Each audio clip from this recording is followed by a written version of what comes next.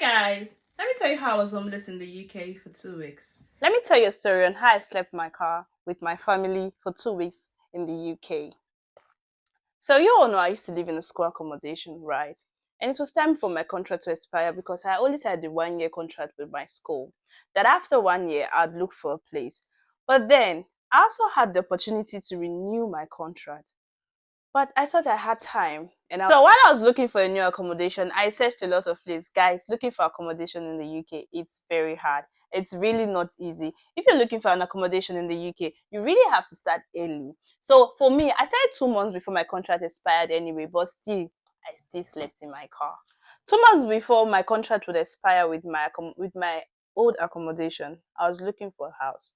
While looking for a house, I found one, but then I made a mistake that I would not want you to make.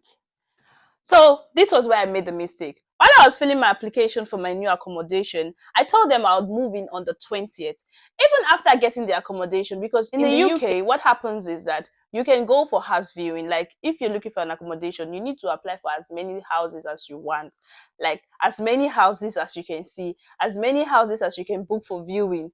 So when we went for viewing, I saw the place and I liked it and I applied, but I didn't hope to get it. And then again, I had the opportunity to renew the contract where I live. Remember, I said that earlier. So when they called me and said, "Oh, the owner of the house, the landlord picked you to rent the place," I was so excited and happy. But then they asked me, "When are you willing to move in?" I told them on the 20th. That was when I shot myself in the foot. You see, in the UK, they are true with what they say. Like, agreement is agreement. There is no African man agreement. Agreement is agreement. They stick with what you say. So when you want to say something, be sure about what you're saying so that you don't put yourself in trouble, as I put myself in trouble. So guys, and not forgetting that my contract where I live was going to expire on the 6th of September. And I thought, okay, when it gets to the 20th of September, I'll be able to phone my agent. I tell my agent that, oh, I think I would move in earlier and they would listen to me. Guy, this was where I fucked up. So when it got to time, like the time was getting closer because I actually got this accommodation in August, the beginning of August.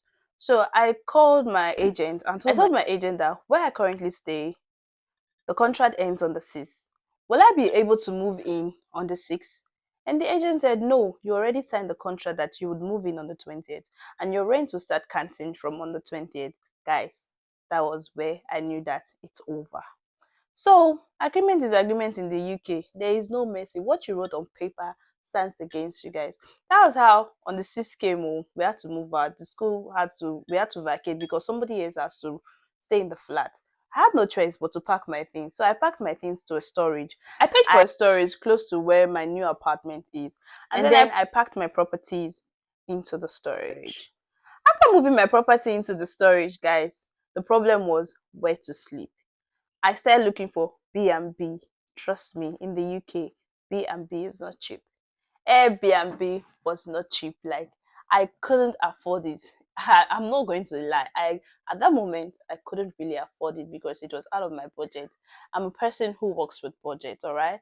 So we were just so stranded. We were trying to look for a cheaper place that we could afford, but we couldn't get a place that we can afford. And we didn't have a choice than to sleep in the car.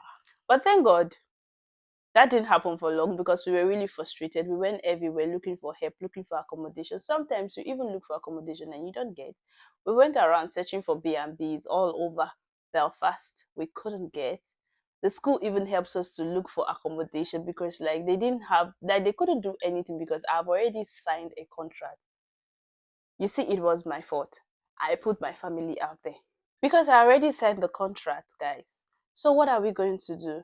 So we're in the car till late in the night, and then we finally phoned one of our family friends, and he allowed us to stay with him and his family. And he was so angry that we didn't tell him that we're looking for a place to sleep for the night, and he offered us his house to stay. That's how I stayed with him. And then after we lived there for 5 days or more, I can't really remember, the school phoned me and said they heard that I haven't gotten a place to stay with my children after we left my school accommodation. I was like, yes, that's true. And they said, okay, you can come back to your old apartment because the person who's supposed to take it had some flight issues and they're unable to come. So you can stay till on the 20th.